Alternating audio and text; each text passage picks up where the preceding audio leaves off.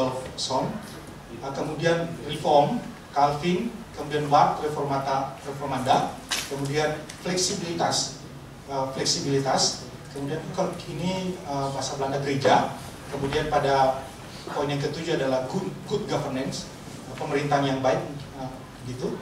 Kemudian yang ke-8 beliau akan menyampaikan tentang sebuah perspektif ekumenika. Ini poin-poin yang akan dibahas selama pembahasan ini. So the Protestant church polity, the question of course is, what do we mean with Protestant church polity? Does it exist at all? As we all know, the Reformation first of all concerned the issue of justification. Its key themes were sola gratia, sola fide, and sola scriptura. The church as such was not the issue at stake. Luther did not mean to break away from the Roman Catholic Church, but at the right time in history he took his responsibility as an academic theologian, but most of all as a Christian seriously, whatever the consequences would be.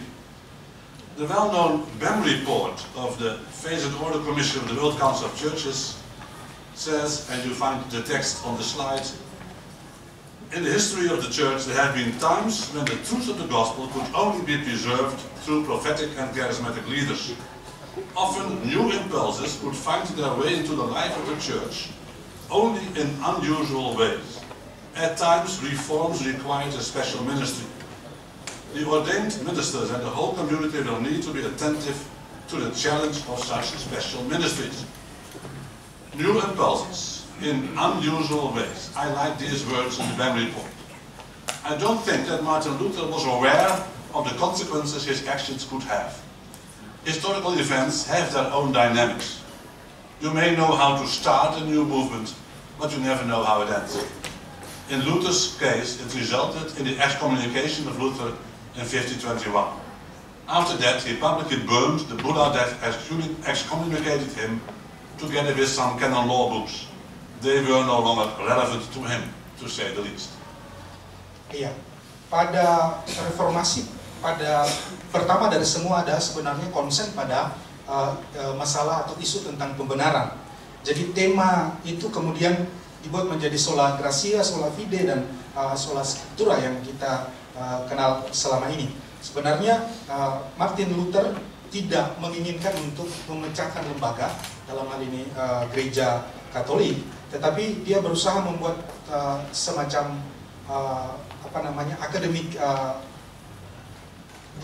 dokumen akademik. Dia pertamanya tidak bermaksud untuk membuat itu. Prof merujuk kepada satu dokumen BEM yang kemudian di sana beliau tertarik dengan satu kata, yaitu dorongan untuk dengan cara yang tidak biasa. Ketika kita didorong untuk dengan cara yang tidak biasa, itu kemudian menghasilkan sesuatu yang baru. Jadi baginya adalah peristiwa reformasi ini adalah sebuah dorongan yang tidak biasanya terjadi. Jadi sesuatu yang prophetic and charismatic leader. Jadi sesuatu dorongan profetik dan sebuah charismatic leader yang muncul dalam reformasi ini. Luther was hardly interested in church order issues anyway. In his view, he had no people that were able to deal with such issues. Therefore, he left it to the Prince of Saxonia, his protector, to take responsibility for the church affairs. Which was not new in any way. It may be difficult for us to understand that the separation of church and state is a modern thing, mainly developed in the 19th century. But that's how the German or Lutheran system of church government by the state was founded. What is supposed to have started with the memorable action of Martin Luther in Wittenberg, October 1517, resulted in a process of institutional fragmentation of the church. In some European countries, churches broke away from papacy, but they intended to maintain the historic episcopate. In other countries, historic episcopate was abolished as well, and alternative church structures were developed.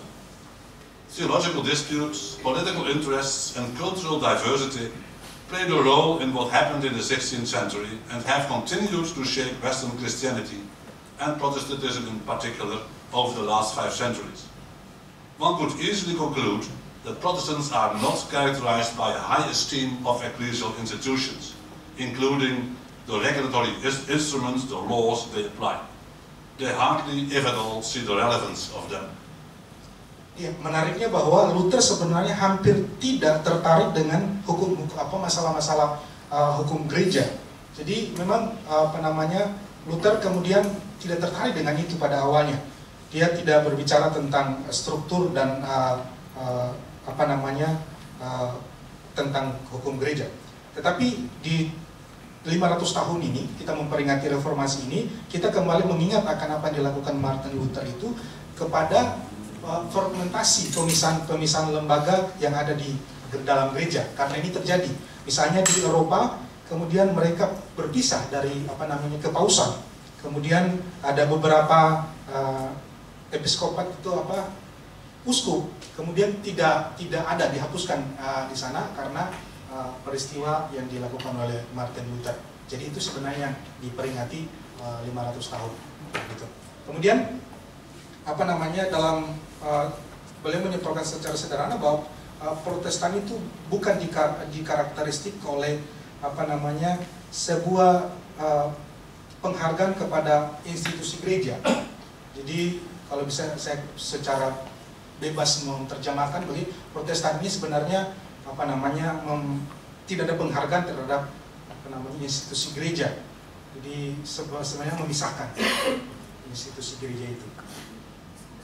Okay. I come to my third point, Protestant suspicion versus institutions. I come to this quote a bit later, in a few minutes. First an introduction there.